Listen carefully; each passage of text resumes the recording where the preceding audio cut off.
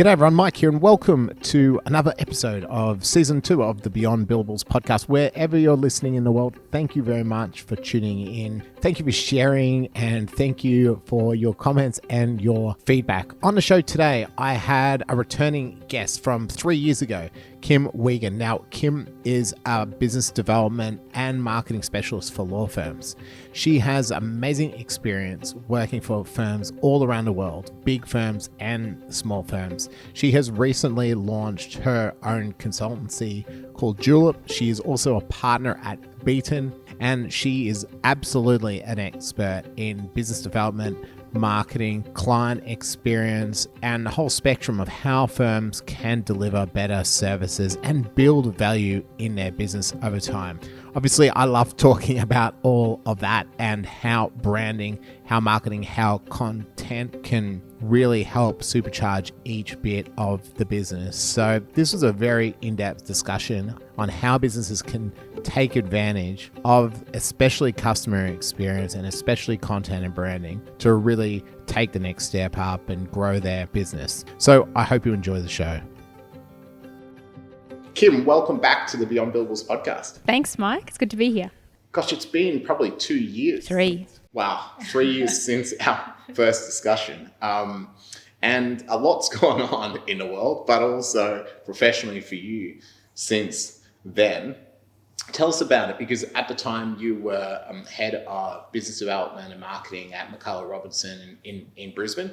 But now you run Julip Consulting and you're a partner at Beaton. So what's been happening? So much. Look, it's been a really, really interesting couple of years, I think, for everyone. For me, I probably look at it as COVID was a real catalyst for me personally within my own life, in so much as it paused everything. And so, when you're moving at a million miles an hour, and I had so much opportunity at McCullough's, and I was doing some very cool, awesome things. They were sending me all around the country, overseas. I had a great team, a very growing team. And it got to a point where I feel like my priorities maybe were a little bit skewed, because you just literally trundle along. And I love being driven and excited by what I do. And COVID stopped all of that. And I've got 2 small children, and I got to spend so much time with them, with my girls. They're 7 and 4 now. And it just made me realise that actually I was missing out on a whole part of my life, which was so much more valuable to me than I potentially gave it credit for, which makes me feel like a bad parent. But also in so much as, friendships, etc., priorities for work took precedent. And I think that was a good opportunity for me to press pause and reshift my career focus. Also, firms respond differently during times of crisis, and a lot of the very cool strategic stuff I was working on and my growing team just got paused, and I wasn't working on things that I felt satisfied by and excited by. So I weighed up continuing on that path, and how would I feel in 5 years if I stayed on that path versus if I took a leap and tried something new and different, how would I feel? And for me, the benefits of spending time with my children, flexibility of work, driving my own destiny, I suppose, sounds kind of cringy, but that far outweighed what I was doing. So McCullough's have been very supportive of me in what I'm doing, and I've done a bit of work with them since. And so actually it's been a really good transition. So you launch Julip. I did. What, on November, December last year? So I finished on a Friday and I launched on a Tuesday. And I'd been building my website at night time. And so I launched Julip Advisory thinking I'll take a few months off. And immediately I started seeing new client inquiries and people reaching out to me and saying, can we have a coffee? And which surprised me. It really surprised me. I knew that there'd be opportunity within sort of the smaller end of the market in terms of law firms, and Julip has been all focused on supporting law firms to flourish. But I was quite surprised at the extent of how many firms were looking for outsourced support, strategic development support. So supporting them to flourish, let's go into detail. What does that actually mean? So look, to be honest with you, probably like many small businesses, I launched not knowing what I was going to do. I had spoken to a lot of people in the market.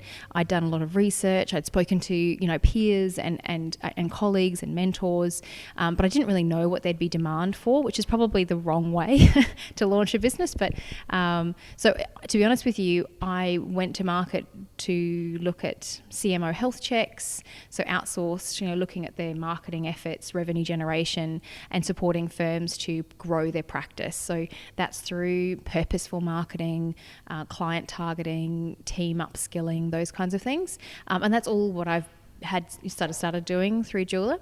And not long into it, I'd started having conversations with Beaton, which many people will know Beaton in the market as a research and consulting firm, and they are very much about the voice of client and evidence-based consulting, and I love data. So it was really attractive offering, I suppose, to have opportunity to have insights into data that only sort of 7 or 8 people in the country have access to. And it's amazing. It's like a child in a lolly shop. I think about it going, if only I had this data when I was in my role. So that's, again, a whole nother, I suppose, new venture and avenue, which I wouldn't have been open to or seen had I not taken a bit of a leap. Yeah, the data bit was really interesting. I went along to one of your workshops last week, and I actually really enjoyed hearing some of the data. And there was one point around 3% of marketing spend that I want to talk to you about later. Oh, yeah. We'll get to that because I found that number incredibly low in the grand scheme of things. Yep. But so you start this new business, and website goes up, not really sure about what you're offering.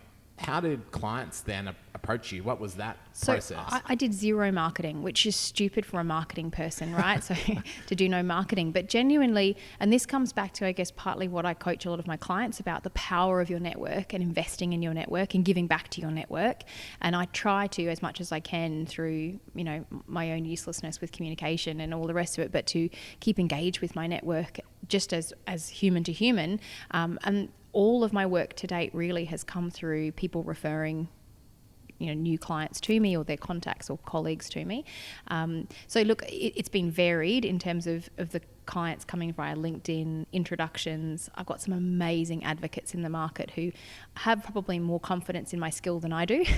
But, hopefully that's, proofs in the pudding, the working with the firms that I've been working with. And so far I've had some really fantastic feedback and I've enjoyed what I'm doing. And like someone literally said to me just yesterday, I was having a workshop with someone in advance of a retreat I'm doing on Friday. And she said, "You really love what you do, don't you?" And I hadn't really thought about it, but I love what I do, in so much as when I'm talking with someone about the nitty gritty of a retreat agenda and the workshops and the activities and what do we want to get out of this, and she said it just comes through that you enjoy what you're doing. So I think, if you enjoy what you're doing and you're getting good feedback, then rock and roll. That's awesome. Yeah, amazing. So what does it look like though when I pick up the phone or someone said to me, "You need to speak to Kim about sorting your business out"? What is your process? So, most of my work now is through Beaton, my consulting practice, and Julip will have another rebirth shortly, which I'd love to talk to you about. So a lot of that is working out what the firm or individual's looking for. So it's a bit of a discovery session. So it's working out, what are they trying to achieve? Is it revenue growth? Is it brand awareness? What are they looking for? Where do they sit in the market? Where does their revenue currently come from? Do they have a sustainable practice? So sustainable in so much as you're not 100% reliant on, AdWords. You're not 100% reliant on people referring work to you, which, is not the best place to be always. Or you're not 100% reliant on repeat work from your clients. So having a mix of those streams, if you like, is more of a sustainable practice. Yeah. And then looking at what are their goals. Now, from me personally, that sort of practice growth, revenue generation is important. A lot of my clients look at, because they're smaller firms, they also look at, well, what about, how does that play out from a strategic perspective? Or what does that mean for my financials? Or so I work with another Beaton partner, David Goner, and he is ex-COO of big firms and has a very much more financial operations hat. So I'm learning so much from him, and I'm really enjoying more insights into the commercial and strategic side. So we work very much as a team with a lot of small firms as their outsourced COO, outsourced CMO, monthly check-ins, quarterly sessions, workshop sessions, checking up on financial growth, setting targets, marketing activity, managing, suppliers and all sorts. I'm working with one actually with you. So, that's a really exciting place to be because you're really at the crux of it. You're at the firms, you're sitting across the table saying, what do you want to be doing? What do you want your team, your brand to be known for? All of those things. And then working backwards and, okay, what do you practically need to do now to start getting that moving? Yeah, look, we do a lot of that as well. But what I really love is when clients have gone to that depth, especially on the financial side, on the structure of their businesses, because from a brand positioning perspective, I mean, you always start with what outcome do you want? And we start with that, and then we work back, and it's so much easier if people have some guidance. Obviously, I'm not here to give guidance on the financials or how to structure the right structure of your practice. Or, we talk about it much more around what's low-hanging fruit, what's profitable, to think about if you're going to spend some money on ads, for example, what's the most profitable route? Because people come in a lot of time and they're like, I want to have a conveyancing practice. And I'm like, well, you make what, $250 a file versus a $20,000 family law matter. What would you rather be going after? Yes. So if people have had that discussion, it's so much easier to then work out how you position your brand, how you can go about your marketing activities. And I love that idea of the different avenues that work can come to you. I think in professional services and legal especially, there's such a focus on relationships. And that's fine. That's how most professional practices work. But with COVID, for instance, if you're too siloed in one area of work, you would have seen that dry up. And I see other people, ads is the same thing. What happens, as the cost of ads increases? What potentially happens when a competitor comes in who's got deeper pockets, so can basically outbid you for work? So having multiple streams of work just gives you that security as a business. And it's certainty of revenue, isn't it? I don't know how many firms at the beginning of COVID had certainty of income, a pipeline of work. Because it's most law firms are cash-based businesses, right? So the money comes in, they pay salaries, they pay overheads, profit goes split between partners, and it's month on month. So if you ask most lawyers, what do you expect to earn in 3 months' time? They don't know. Yeah. And look, and I understand that now as a consultant. I also understand that, but I also, because having sort of some awareness of this, am looking at what is the next horizon. I was talking about the horizons, but what does the next step look like for me in terms of having something early next year that I can launch, which would have more sustainable revenue? Because at the end of the day, you're going to have to rely on, someone referring you work, which is uncertain. Clients coming back for work, uncertain. Yeah.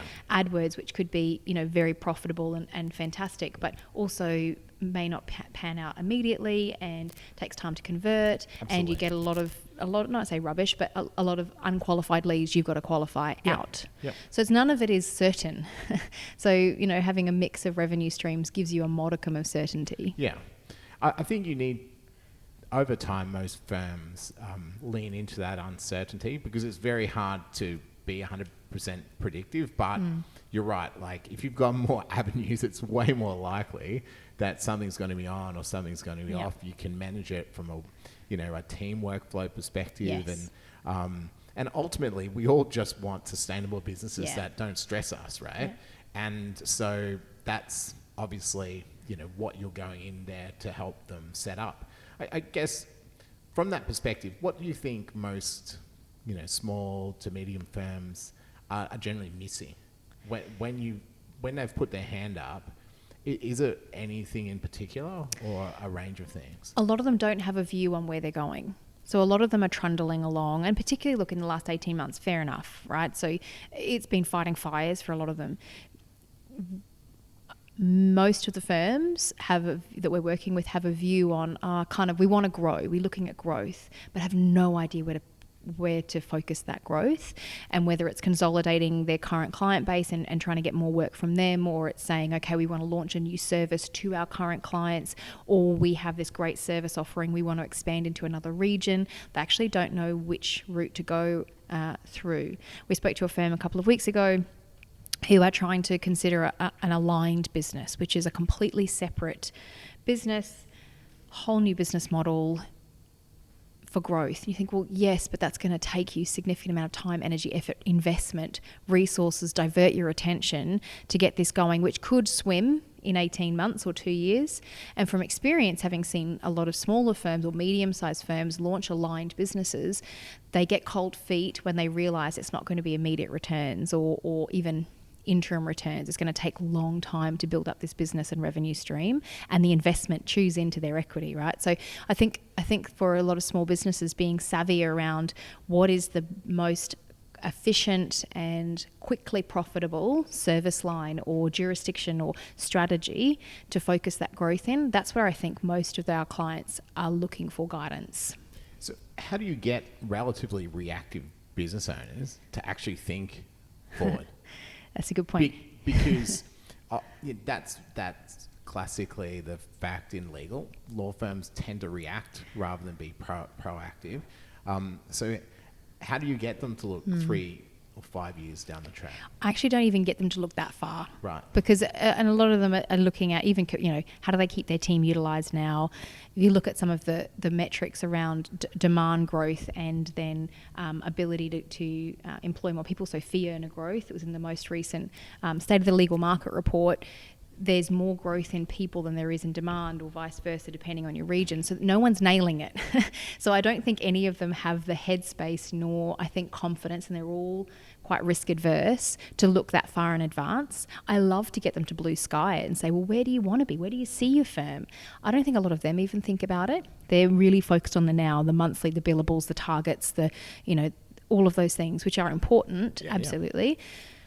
It's hard. Yeah. It is hard to think ahead as a business owner. It's actually, you need to have a degree of faith in the business and where you're going that,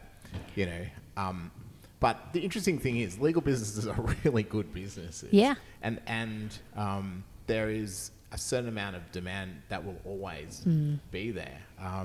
So it's gone up. Demand has gone up. So if you've got a law firm that's stagnated in their revenue or profit in the last 18 months, unless you're in particular, service lines, narrow service lines that have suffered, very few firms have gone backwards. So if you've stagnated, that's equal to going backwards in a growth market. Yeah. So there's opportunity there. There's absolutely work in the market. Yeah. So from a marketing perspective, what do you see firms just not getting right? Telling a story, the narrative, and you'll see this more, I'm sure, even more than I do. They're very focused on what they do. Yes. They don't tell anyone why they do it. And that's what, fundamentally, people are drawn by emotion and commonality. So if I can see in you something that I think fits my need, not just from a technical perspective, because I know you're technically great, but that you actually will listen to me, you'll work with me, that you're committed to growing my business from a brand perspective, that will engage me. But each person's different. And this is where, I do the small firm QLS course, the Queensland Law Society course, the practice management course. And in that, I talk a lot about saying, you could be sat next to someone who is a family litigator and you're a family litigator, and you do the same thing for the same sort of clients. You pretty much, how do you differentiate between the two? So when someone's coming to choose you, why do they choose you over someone else? And it's because your why resonates with them. Your why will suit. So for example, a young mother with 2 small children who's in an abusive relationship will resonate with someone who says, I've got you, I'm going to look after you and your children, we're going to get you the best result, versus someone who says, I'm going to nail your ex-husband to the wall. Because actually what resonates with me is, as a mother of children in that situation, would be someone who's going to take care of me and understand my kids are my priority, as opposed to a high net worth individual who wants to nail their ex-husband because of some other reason. Yeah. So the why has to resonate, and that comes through in storytelling, and I don't think many firms do that well. Yeah, and it's their story, and it's their unique story. I talk about it all the time, but that's the one, monopoly you actually have. That's the only thing that you have that's different. People think that, it's just like seeing a doctor, right? We go to our doctor, we have an expectation that they have a certain, skill set, but it's usually the bed manner or how they deal with us is why we keep going back to them. And lawyers are exactly the same. So in that story, in that background, that's where the trust is built as well. Because we expect a level of competence. Sure, like there are some very technical things where you might be after X person because they are the best aircraft finance, lawyer in Brisbane who does X thing. But that's not the majority of legal services. No. Or the majority of ongoing relationships you have with clients. So that storytelling aspect is absolutely spot on. I find that because it's a competence-based profession, we focus on our competency and think that's what clients buy. And so we just talk about it all the time. Yeah. You worked in big firms in London, in Australia. I always wonder from a creative perspective what the barrier is for investment in marketing, in content, and in that side. Is it a fear thing, not wanting to be perceived in the market? Is it that because they're so successful anyway that they don't need to do anything else? Because I just find that a lot of smaller firms take their cue from larger firms, where actually there's this huge opportunity that the larger firms are passing up. Yeah. Like, I can't believe the larger firms with the kind of budgets that they have, what they're not doing. Yes. It just boggles my mind for the amount of money that would cost them to get the kind of impact that they could get. Yes. So what are those issues with, with firms and where they invest? Is it, in their business? Oh, that's such a very, a big question. Sorry. No, it's all good.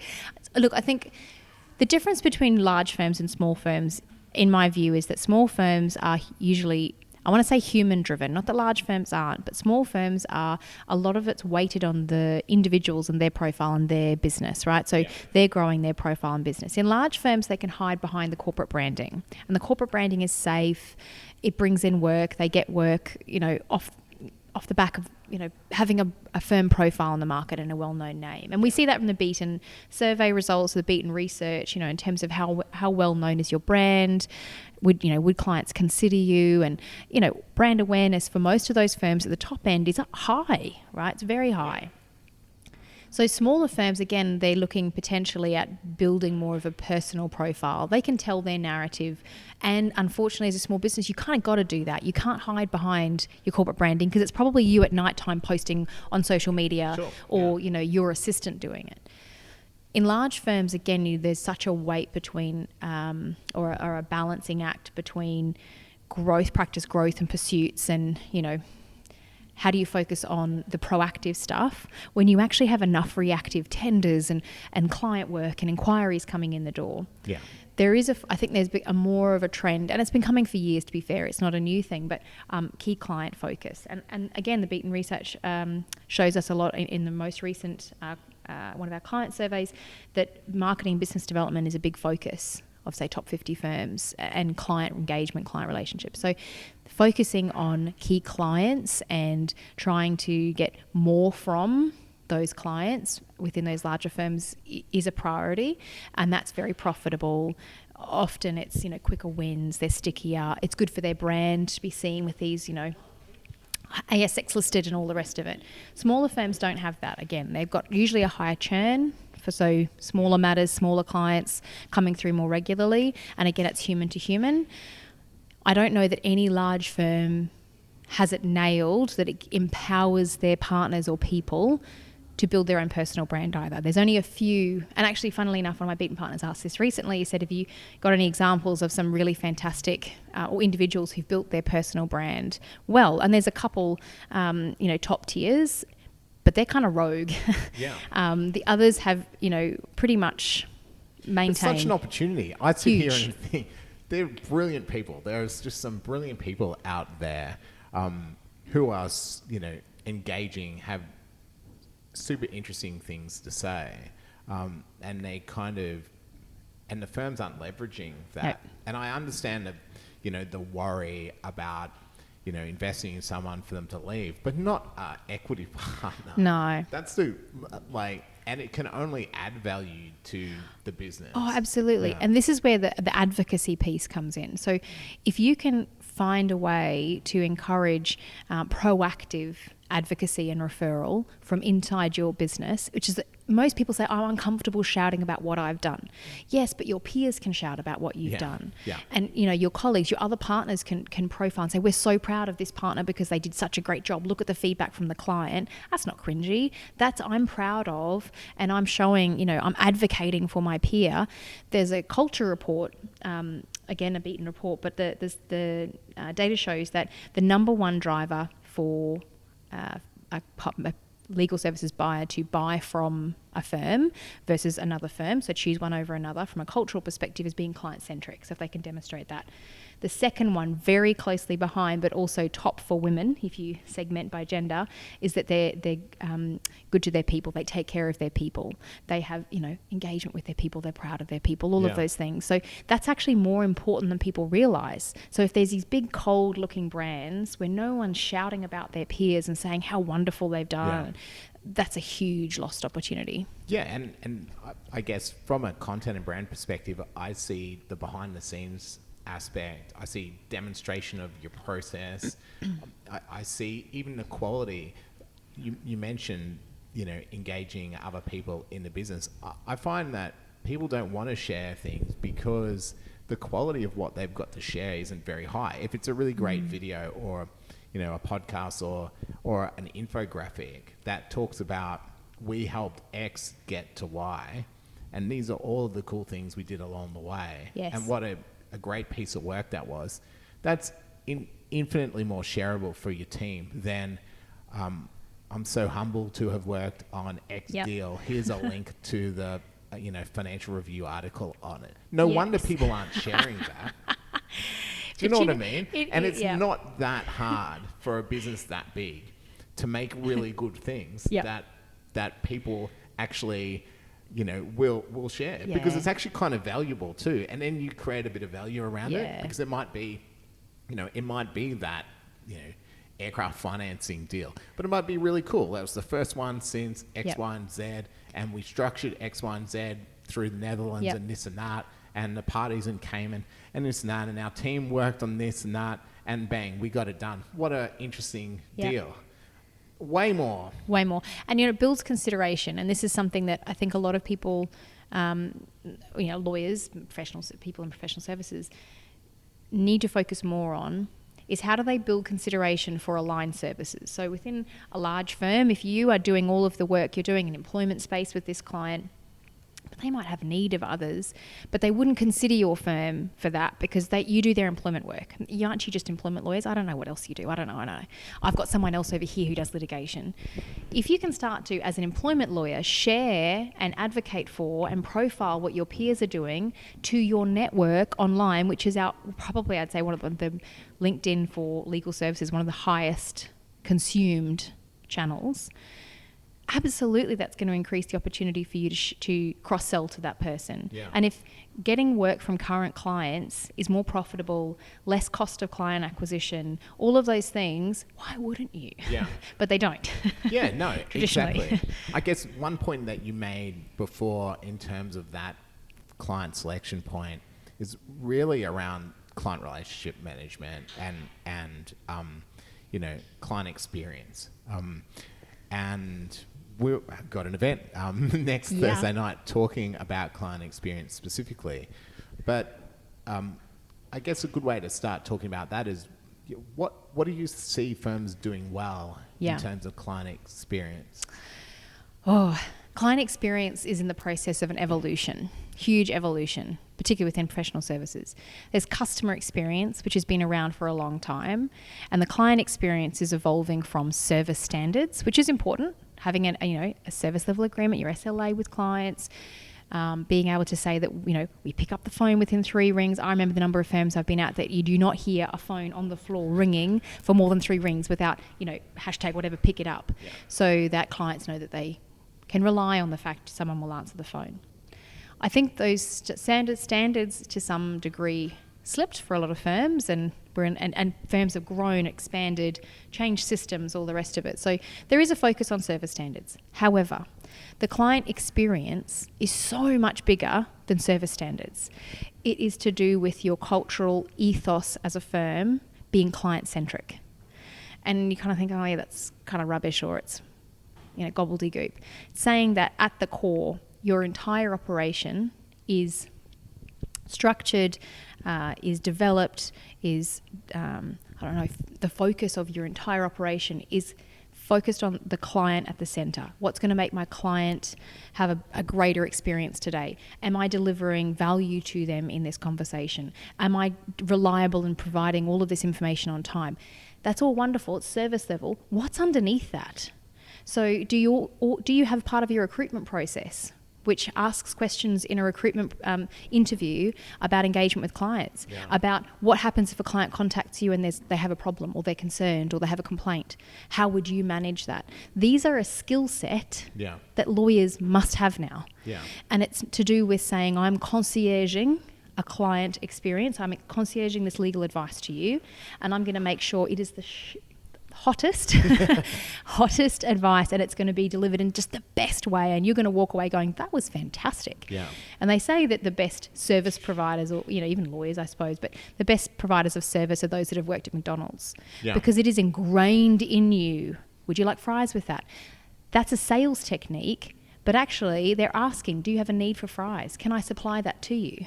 Right? So we think about even sales, the client experience. They're saying, I can't sell to my client. If you think of your client's experience as saying, I have a need, and my lawyer's not coming to me with a solution proactively, but all these other lawyers are coming to me, offering me these, solutions. They've thought about me, but my lawyer isn't. That's because you think, they know me, they like me, they'll come and ask. No. To give them an outstanding, valuable, amazing client experience, you're proactively going to them and saying, my research team have done some research and come up with this, and this is a problem your business is going to face. I'd love to help you with it. That's not sales, that's value adding. And it impacts the client's experience, but it goes down to the practice management systems you use, the phone systems you use, the way you engage with your clients from the outset, client onboarding through to ongoing relationship. All of those touch points, and there's many, many touch points with all of the layers of your business which support an outstanding experience. So it impacts businesses or law firms on multiple levels, and it should be a primary focus of business operations, which often it's not. No, and it can be hard as the person, again, focused on delivery, just the delivery aspect, but also you are trying to maintain a relationship, but a lot of the time when you see yourself as a problem solver, said problem comes across your desk, you solve the problem, and you move on to the next one. So from an organizational perspective, that's the kind of person you have working for you. So then how do you create systems, workflows, processes around that to empower that person to be able to deliver that better service? I guess in your experience, how have you seen that changed, and the upside of going, the upside of teams going from, relatively poor service to, improving that client experience? Sure. It actually impacts employee engagement a hell of a lot, believe it or not. So where you're delivering a good service for your clients, you get a warm and fuzzy, I'm sure. You love it. Your team love it, particularly when your clients come back and go, that was amazing, Mike. Thank you so much. You've changed our business. Getting that kind of feedback from clients will make you feel amazing. Similarly, getting shoddy feedback from a client saying, you really missed the mark on this, or I'm not paying your bill, that makes you feel really rubbish. The concept of having service delivery operators, if you like, lawyers, delivering advice in a way that's right for their client. For example, how would you like me to deliver this advice? Is it going to the board? I can put it in a 2-page PowerPoint presentation for you as well as a written advice. Would that help you? It takes your graduate like 20 minutes, but it actually improves the overall end delivery. So making people think of the client through everything they're doing will engage the client so much more, will encourage the client to come back so much more, will positively encourage, will encourage positive feedback. So people will want to come and say, gosh, that was so helpful, thank you. So the concept of how it changes teams in terms of the ethos within a team can be huge within a small team. Across a firm, having systems and processes that have been designed with the client in mind. Not how can we eke out 15 more minutes of, efficiency here so that we can, whatever. No. How do we make this better for the client? It might take us slightly longer, but how do we improve this process for the client, for example? That is so much more beneficial in the long run. I know efficiency is king and all this, but actually it's making sure you build in within your business every system, process, workflow with the end client in mind, because it will make the engagement with the client that much smoother and more positive. And everybody wants to work in a place where they're appreciated. Yeah. Clients appreciate that. And look, the value for the business in the long term, it's undoubted. If you're the referral source because someone's had a great experience, then that's not valuable just today, but next year, 3 years' time, 5 years' time. And we talk about value, and I think that longer term view on value, I talk about it with brand a lot, because everyone focuses marketing around lead generation in the short term, but brand is something that you end up selling your business it's an asset. for. And it's ultimately a store of value in your professional services business, especially for lawyers, like building a reputation. And so the question has to be, do I want a reputation as the best customer or best client experience or the best experience, or am I willing to forego that? And that is a challenge. I mean, I like working with competitive firms that say, we want to look the best in the market. Like, we're not happy with a competitor looking better. We're not happy with that competitor's brand being better than ours. And I get that as a business owner. That's what keeps me up at night, thinking, oh, that person looks better than us. We've got to up our game, or that person has a better process. I guess, there's a question on how you motivate with an already successful teams to aspire to that level of, improved client experience. Feedback. Ask for feedback. There's a UK study of law firms that showed that I think it's about 94 or 96, I think it's 94%. 94% of law firm clients will not proactively give feedback, negative feedback. So if they're unhappy, 94% of them won't give that feedback. 91% of those will never return. Yeah. If you had, crazy. And how unsatisfying is that if you have clients that just literally walk away and you never hear from again, and you've invested in onboarding them from a purely metrics perspective? I did this assessment at another firm of the cost of onboarding all of those clients who came for one matter and never came back. Yeah. It was huge, millions of dollars. Yeah. So just the pure cost. So for law firm leaders, listen, but for lawyers, absolutely, that creating that reputation of an outstanding experience and asking for feedback. How did I do? How can I improve? Now, I also cringe about asking for feedback. That makes me very scared. 100%. And it's funny, because I've been saying for years to lawyers, ask for feedback. What are you worried about? And then I go to send an email and I literally reworded it 50 times. I hovered over the send key. In the end, it was refreshing. And now I ask, what did I just say to you before? Please give me feedback on last week's session. Yeah. I want to improve. Yeah. I don't want to have a reputation in the market as a mediocre because I didn't bother to ask, what could I do better? Yeah. And if I had a room of 15 people last week who walked away going, that was a bit rubbish. Yeah. I'm unhappy. Yeah. I want to improve. Yeah. Because otherwise they won't come back again. Yeah. So asking for feedback is so important. We're rolling out a feedback program for a large accounting firm at the moment, and they're looking at the moment at phase 1 key client survey to really understand, robust feedback from their key clients to inform their relationship meetings. Yeah. The hoops that unfortunately this head of marketing is having to jump through to get this across the line. She can see the value, but the partners are nervous. Yeah. They're a little bit anxious, but actually they've signed the let's go with it thing. We'll see how we go with rollout. But it's a really nerve-wracking thing. The power in it, though, and the value of asking for feedback and understanding where you fit, that's how you know where to improve. Yeah. It's like a cyclical thing. Yeah. You engage, you deliver certain services, you ask for feedback. How was that for you? You change your engagement, you level up your service levels. And similarly with a brand, right? So if you looked at a brand that you had created 5 years ago, notwithstanding that it would have been a brilliant brand at the time, you'd look at it now and go, oof, Oh, now, absolutely. exactly. Similarly with service levels, you cannot rely on service levels 5 years ago. If you have an SLA in your business or a service level agreement in your business, service standards that's 5 years old, level up because every other firm is doing it. Yeah. No, 100%. I mean, we changed our branding because I look back at ours and like, no, this is it. doesn't Exactly. work. I love your brand. And no, but I think, well, we did that middle of last year, but I think the thing is you change as a business as well and aspiring to get better, especially as the business owner. And this is part of the fun. I mean, we talk quite seriously about it.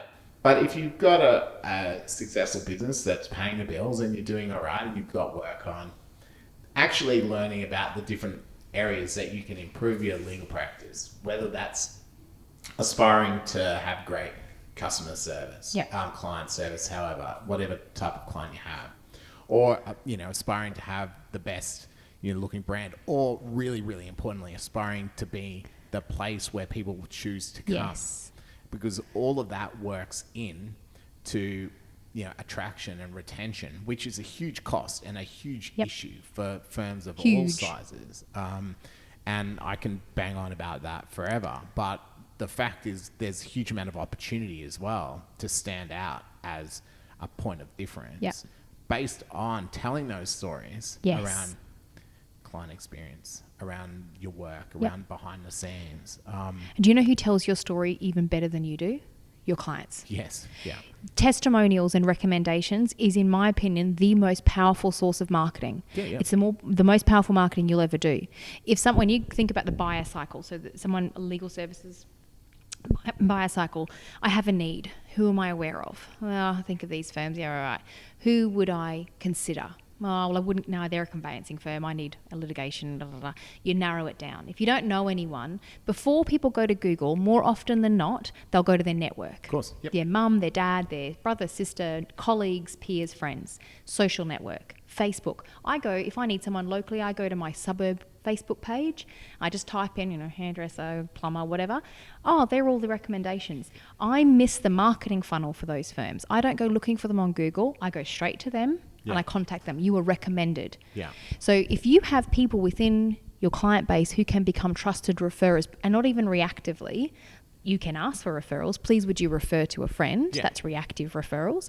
If you then actually encourage them or engage them so much that they want to be proactive referrals. So your dentist, you're telling me about your dentist. Yeah. If you were to go, you've just told me about how amazing your dentist. Yeah. If I need a dentist, I'll probably go, hey, how was that? You proactively referred them, advocated for them. Yeah. If you can get clients to move into that space, that is the most powerful marketing you'll ever do. Yeah. Absolutely. I've got a great story about a plumber who sent There us you a go. gift recently as well. And we've been telling everyone about this plumber. If I use him and I don't get a gift, I'll be right pissed off, to say. Well, that's true. But actually quite small things sometimes to get right. It's a whole of business approach. And I think it comes back to all of these things, what I speak about with Brandon, what you talk about in terms of, customer client experience and building sustainable firms. It's making sure that you recognize the bits of your business where you can improve. Yes. And invest in that improvement. And it does take a degree of sophistication and maturity of a business to actually do that. But I know so many times business owners are sitting home at night and they're thinking either something's not right and I'm not sure what it is, or I know that this isn't right, but I'm not sure how to go about fixing it. And you told me about one of the audits that you do with Beaton. And I found that really interesting because I think it helps address... I do a bit of a brand audit with some clients. I'll go in, I'll have a look at what they're doing across all the touch points. So for me, it's not just social media, but have you got marketing material? Yes. Do you have capability statements? Do you have, what does it look like at all touch points? Tell me about what you do with Beaton on that front. Yeah, absolutely. So, look, for small firms, they can't afford a me or an operations manager often or they might have a general manager, but they can't afford the sophistication of what we could bring, full time. And there's no need for it. They don't need it. Yeah. What they do need, however, is an assessment from someone who, this is my entire focus, and I can look at this and look at your material and your go-to-market strategy and go, this is not aligned to your client base, or where are you getting most of your revenue from, or what part of your business is most profitable? Do you have capacity there? Should we grow that? Yeah. So again, a lot of the time you mentioned earlier around how do you get them to think, longer term. Often what they need is actually saying, let's get you consolidate, Horizon 1, consolidate, get you humming, and stop leakage, improve conversion, whatever it might be. Yeah. And then we look at Horizon 2. Yeah. So if we look at the practice landscape, which is what this is, we would say, so David and I, we're doing a number of these at the moment for smaller firms. It'd say, okay, let's look at your financials. Let's look at your capacity, your team, your people. Let's look at all your operations. What systems do you use? Let's look at your marketing activity or revenue generation. What are you currently doing? What have you got booked in? How much time do your team spend on building profile, et cetera, et cetera.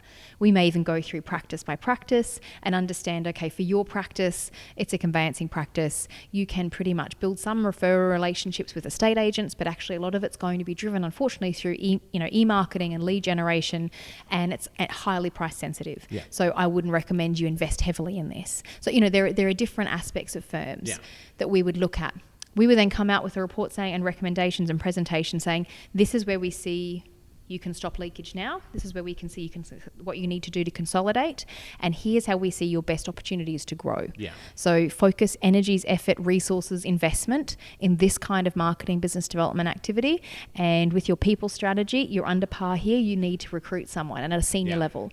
And from your financial management reporting, for example, actually this is what you need to be looking at from a financial perspective. You need to, improve profitability. How can we do that? Yeah. So it's really saying, where are you now? What's your landscape look like before you go investing in a lot of marketing? Or a lot of firms think, we'll just put more money into marketing. Yeah. Often it's pulling money back from. Yeah. And you mentioned before the 3% thing. Well, the 3% thing boggles my mind. But to only spend that much on marketing your business.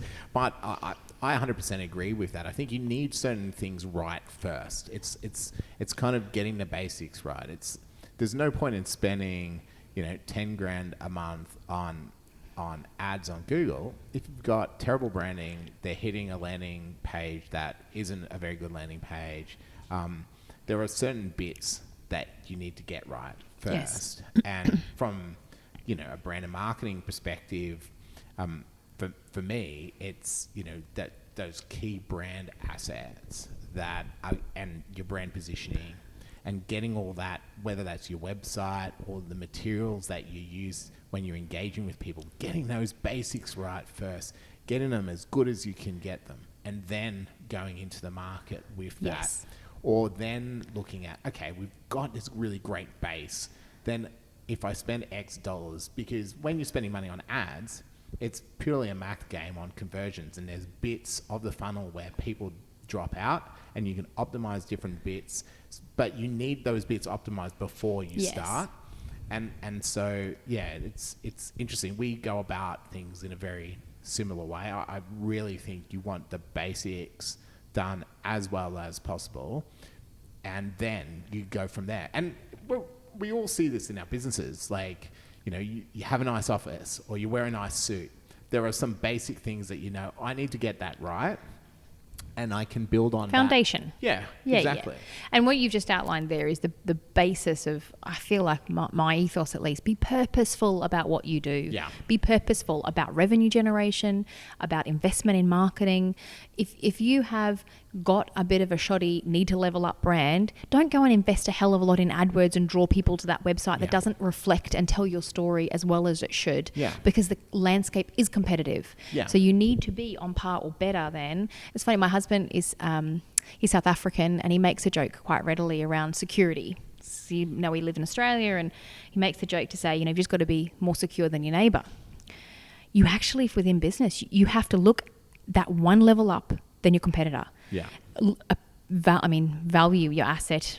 Brand is an asset and it's valuable, but actually it sets the tone for your entire business. Yeah. So you have to invest in that first and foremost before you go to market, at least. Yeah, no, 100%. And I see people all the time, and they get confused because there's people out there selling very discrete services as this panacea, which it's not. It might be an SEO service, it might be an ad service. So they run off to this agency that just sells this, and they think that's enough. Or it might be, we're going to start, we're going to start doing a podcast, but we haven't actually got any means to market that podcast. Yes. Or, yes. And so it's actually when you're doing something with purpose, with a strategy and a plan, and you actually know how each of the steps, each bit integrates to make it work. Yep. Because there's no point in just writing a blog, whacking it up on your blog and sitting back and just waiting for someone to read the bloody thing, any more than there is making the podcast, 100%. putting it out on iTunes and sitting back and hoping the world discovers it.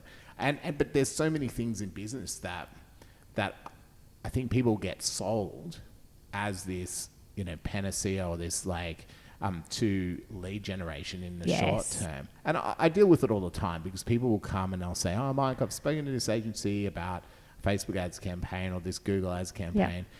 And look, I know how those businesses work. They just want, it's like, yep, beauty, we've got someone, they're willing to pay. We've told them what to do. We can generate leads. If it falls over, then it's not our fault. It's not our fault. And to a degree, it's not. There's business owner, your responsibility, right? But there's also a point where, and we've been through this, and I've learned this the hard way, you can generate 500 leads for someone, but if they don't pick up the phone, or they don't have any follow-through process, so then it's just like, no, actually, don't go down that strategy. No.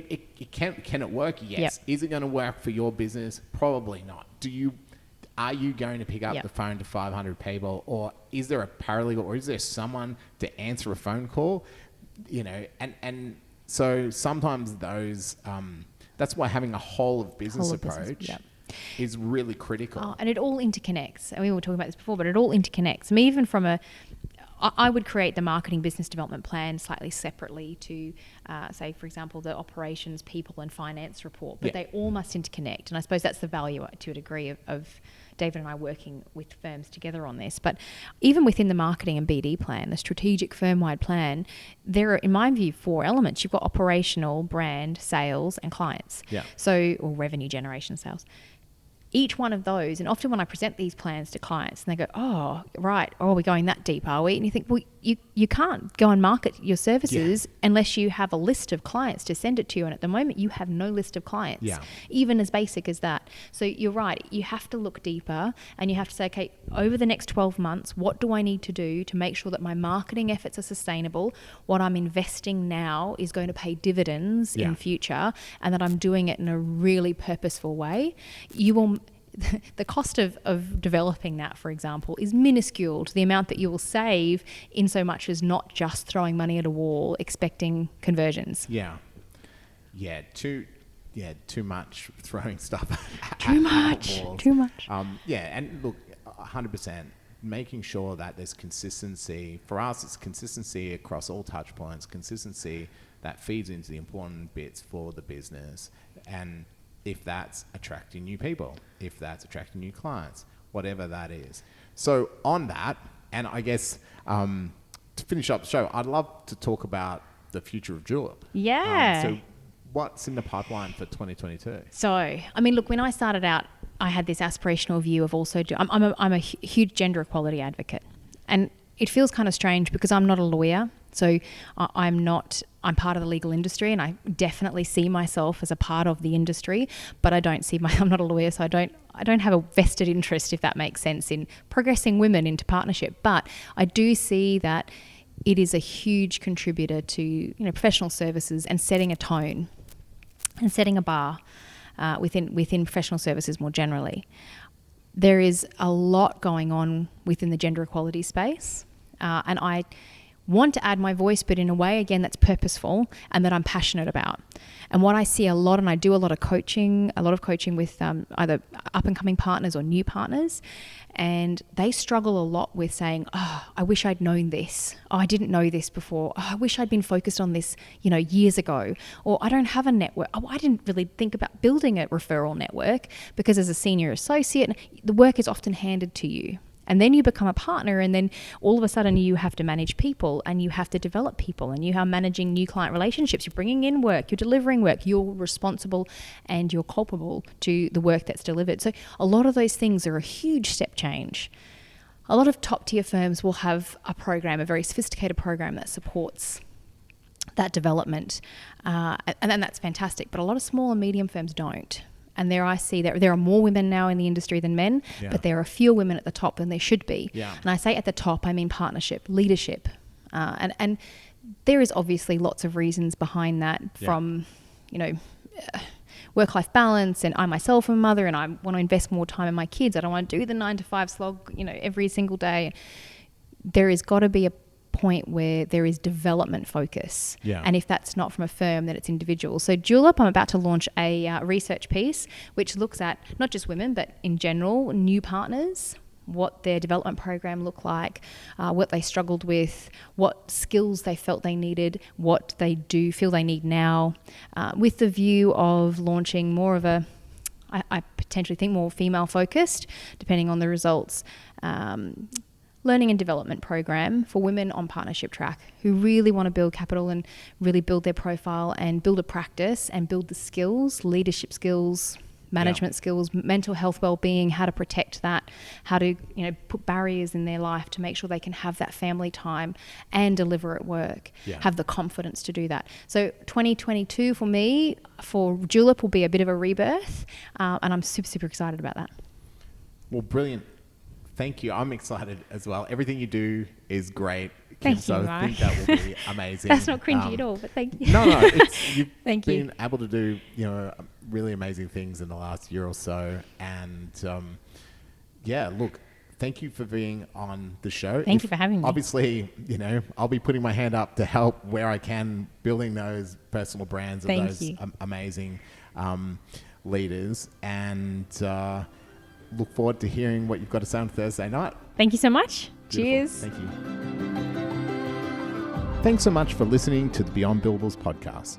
If you didn't know, we're actually a brand and marketing agency that helps law firms, legal tech startups, and legal services businesses around the world. Our focus is helping our clients build valuable long-term brands, and we do that through brand strategy, through branding and design, website builds, social media, and content projects. No matter where you are in the world, we've worked with firms for over 15 years in multiple jurisdictions, and we're always happy to chat. If you want to chat about a project, drop me an email at michael@beyondbillables.com or connect on social media. Thanks so much for listening to the show.